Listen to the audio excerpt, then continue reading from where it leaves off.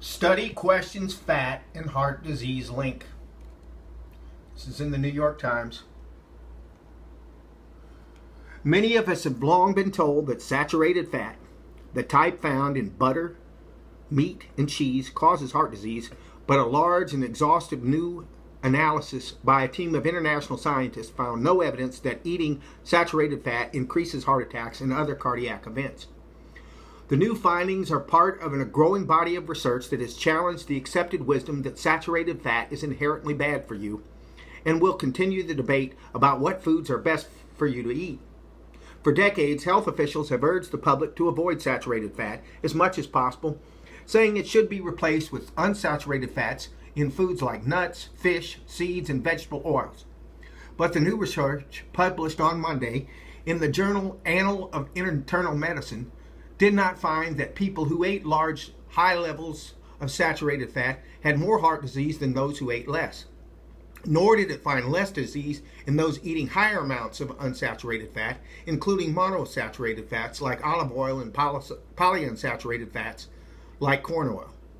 My take on it would be that it is not saturated fat that we should worry about in our diets, said Dr. Rajid Chowdhury, the lead author of the new study and a cardiovascular epidemiologist in the Department of Public Health and Primary Care at Cambridge University. But Dr. Frank Yu, a professor of nutrition and epidemiology at the Harvard School of Public Health, said the findings should not be taken as a green light to eat more steak, butter, and other foods rich in saturated fat. He said that looking at individual fats and other nutrition groups in isolation could be misleading because when people cut down on fats, they tend to eat more bread, cold cereal, and other refined carbohydrates that can also be bad for cardiovascular health.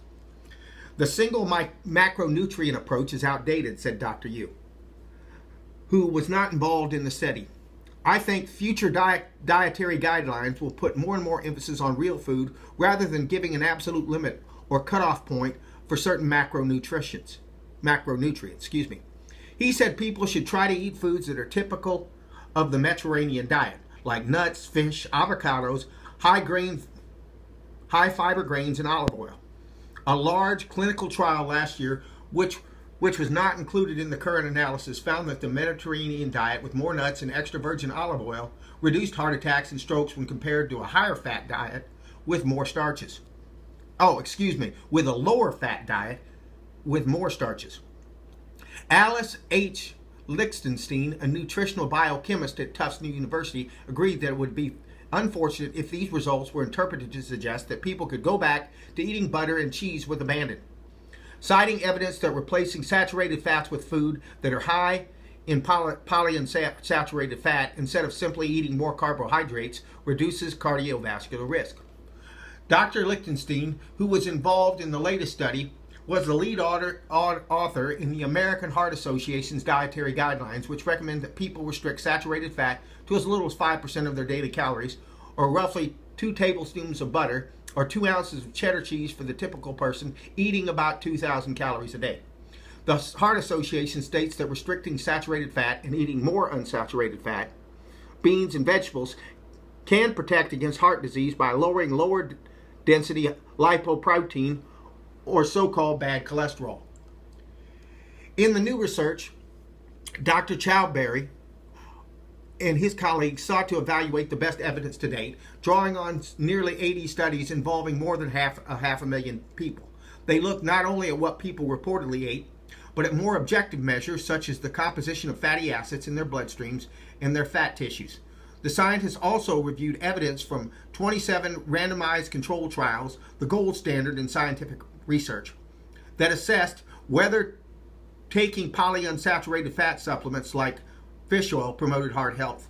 The research did find a link between trans fats, the now widely maligned partially hydrogenated oils that had long been added to processed foods, and heart disease, but they found no evidence of the dangers of saturated fats or the benefits from other kinds of fats. The primary reason saturated fat has historically had a bad reputation is that it increases low density lipoprotein cholesterol, or LDL, the kind that raises the risk of heart diseases, but the relationship between saturated fat and LDL is complex, said Dr. Chad Hurry. In addition to raising LDL cholesterol, saturated fat also increases high-density lipoprotein, or HDL, the so-called good cholesterol. And LDL that it raises is a subtype of the big fluffy particles that are generally benign. Doctors refer to the preponderance of these particles as LDL particle pattern A. The smallest and densest form of LDL is more dangerous. These particles are easily oxidized and are more likely to set off inflammation and contribute to the buildup of artery narrowing plaque. The LDL profile that consists mostly of these particles, known as pattern B, usually coincides with high triglycerides and low levels of HDL, both risk factors for heart disease and stroke. The smaller, more artery clogging particles are increased not by saturated fat, but by sugary foods and an excess of carbohydrates. Dr. C said, "It's the high carbohydrate, sugary diet that should be the focus of dietary guidelines. If anything is driving your low density lipoproteins in an adverse way, it's carbohydrates. While the new research shows no relationship overall between saturated or polyunsaturated fat intake and cardiac events, there are numerous unique fatty acids within these two groups, and there was some indication that they are not equal. When the research looked at fatty acids in the bloodstream, for example, they found that margaric acid, a saturated fat in milk and dairy products, was associated with lower cardiac risk. Two types of omega-3 fatty acids, the polyunsaturated fats found in fish, were also protective, but a large number of omega-6 polyunsaturated fats commonly found in vegetable oils and processed foods may pose risk, the findings suggested. The researchers then looked at data from a randomized trial to see if taking supplements like fish oil produced any cardiovascular benefits. It did not.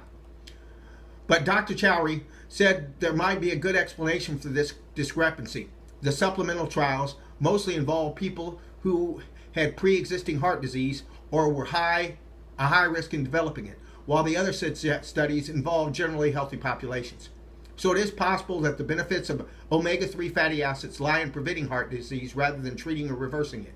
But at least 2 large clinical trials designed to see if this is the case are currently underway. Well, I hope that didn't totally confuse you. I guess my take on it is that I've been telling people this for quite some time, that your heart disease comes from carbohydrates, and nobody listens. This, as far as for discussion, as far as what's going on with people, for instance, I'm here in Columbus, Ohio today, which is the heart of the so-called Bible Belt, or damn close to it. And these are very conservative type people. And when I went into the Waffle House, which is a very big chain in this part of the country, they handed me this this soybean oil buttery type product to use on my waffle. And I asked them, do you have butter? And they said, no, that's what we have. So here we are in the heart of the Bible Belt, in the heart of the conservative America, and these people are convinced that using butter is dangerous and terrible, by their own actions. So this is not getting out there, and people are convinced that butter is killing them, when this study clearly says it doesn't. It's clearly obvious that it doesn't. One bone I have to pick with the study is that it made the big fluffy particles, I believe it would be the low density particles, it made it sound like those were benign, when they're actually beneficial. The big fluffy particles of cholesterol in your bloodstream are good for you. This article made it sound like they were just benign, which I would disagree. So I would say it's pretty simple. It's okay to eat meat, butter, cheese, even milk. Unless you have adverse effects. Some people have allergies to it. And watch your carbohydrates. And that's what I've been saying all along. Okay, thank you.